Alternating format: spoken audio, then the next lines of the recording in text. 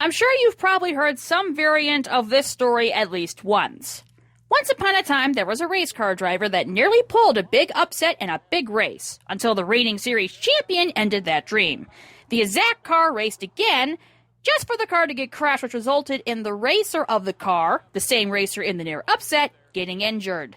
But the memories of that near upset were so dear to that racer that after the car was deemed too damaged to repair, the racer took the body of the car, crushed it, and put it into a glass case as a keepsake for himself. Sounds too weird to be true, right? Wrong! This is actually a true story. There is a racer who legit did this. And the reason I know this is, it was my favorite racer who did this. And no, I am not making that up. This is the legend of Johnny Benson's Cube Car. Yes, this is actually a thing, and no, I don't mean that Cube Card mod in NR 2003 I've seen Michael Brutes race with a couple times. This thing is real. Now, you may be wondering how this came about, or even what it looks like. Well, like most tales of legend, it's a multi-part story. So here we go. So this is the part you probably know of. In the 2000 Daytona 500, Johnny Benson had the chance to pull off an upset by winning in his debut race with his new team. After a late restart, though, Dale Jarrett and the other Fords made their move against him. Okay, enough about that. That story has been told so many times in multiple ways, so you know how that story goes. Though I will say the only way this would have been justified is if Bill Elliott would have won, because 3 years prior in the same race, the Hendrick trio did the exact same thing to him. And like in 2000, that race also ended under caution due to a crash. And in 1997's case, that crash started when the late Bobby Hamilton Sr. wrecked Johnny Benson. So you pretty much know the story behind the 2000 Daytona 500 portion of the story by this point. But do you know about the other notable race in that story? Though that car also raced in the 2001 Pepsi 400, where Johnny also nearly won until Destiny intervened. No, I am not making that up. The next race for that car was the 2002 Pepsi 400. And it's a race I bet most fans would rather forget. So the 2002 Pepsi 400 is actually pretty infamous. That race is remembered for a lap 2 Tony Stewart crash, a wild big one, the Brepidine fire that came from that crash, the Dale Jarrett ambulance rebellion, the crazy Ryan Newman Dave Blaney crash that ended the race, Dale Earnhardt Jr.'s failed attempt to win, and Michael Waltrip essentially stealing a win because NASCAR neglected its own red flag rule from that era. Michael Waltrip, to the surprise of no one, was showered with booze and debris from the crowd.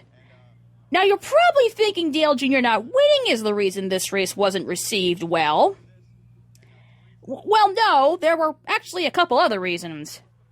First, there was the obvious problem. There was no red flag to come out, so NASCAR could try to ensure a green flag finish. That was a rule of NASCAR's back in the day.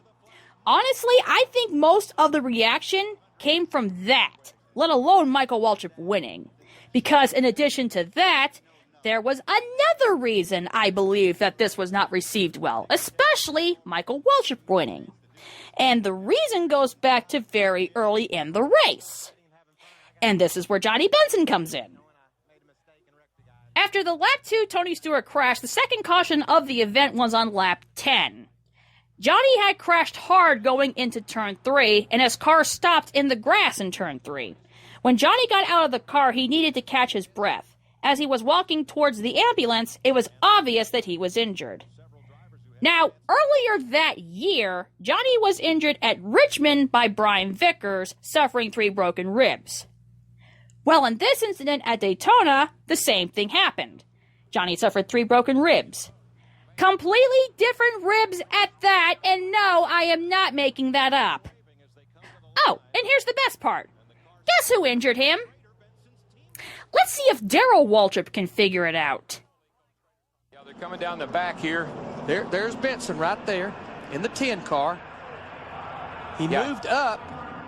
No, he didn't move up. But the car right there got into his right rear. That car moved down. I don't know why, but something caused that car, the outside car, to move down. That's kind of hard to tell who that was. But somebody clipped him in the right rear. Yeah, right, Daryl. It's completely clear that your brother Mikey, the same guy NASCAR essentially handed this race to, was the one to wreck and injure Johnny. Don't worry, Mikey did apologize in a lot of interviews after that race, and Johnny did heal up to 100% and did win Rockingham later that year. Now, as for the car Johnny was racing that night, the same one he nearly won the Daytona 500 in 2000 and the Pepsi 400 in 2001 with, the damage was deemed too great and the car was written off from the car rotation, so it was scrapped. However, the body of the car had a most interesting fate.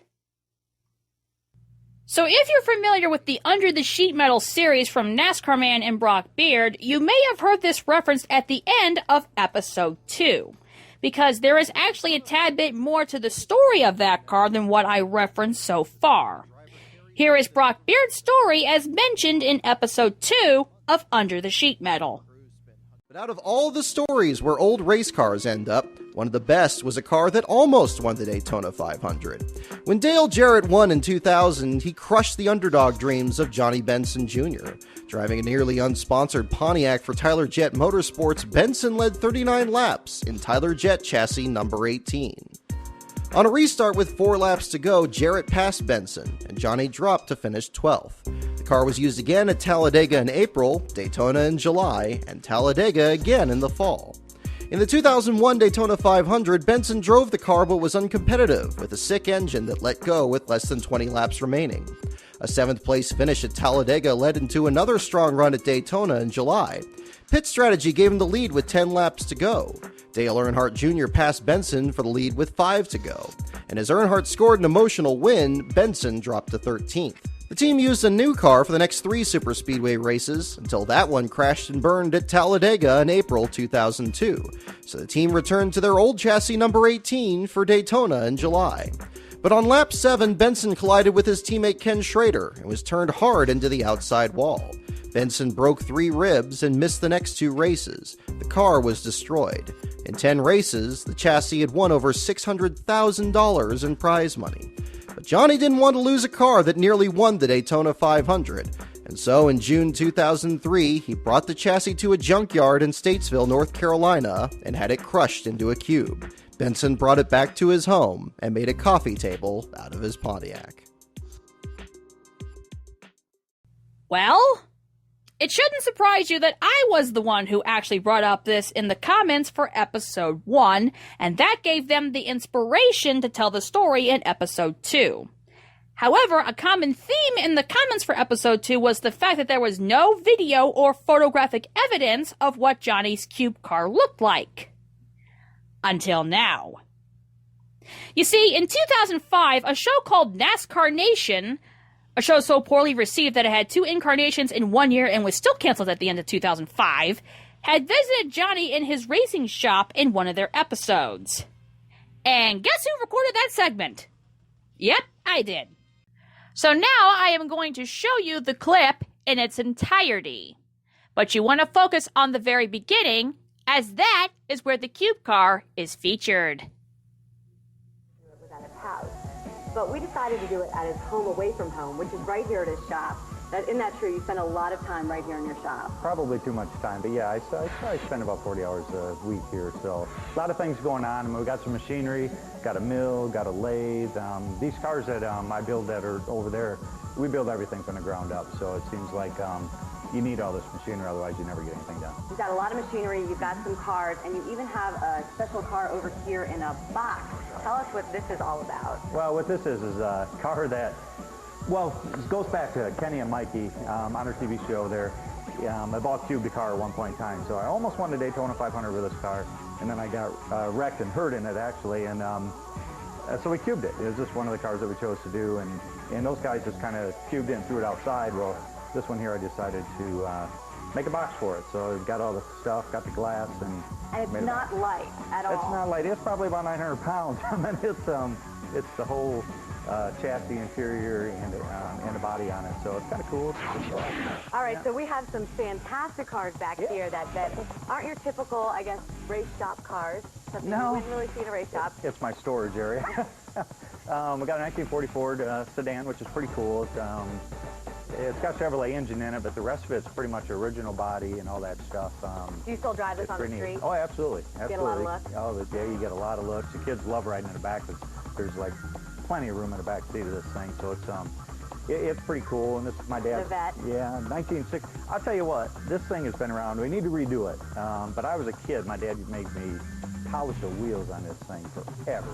And wax on, wax off. Wax on, wax off type deal. So it needs to probably be redone, but it's 65 Corvette, so it's pretty neat. Me and Russ got bored one day, and we built a rack for our car. So this is car actually won Rockingham with, so that's pretty cool. Big one.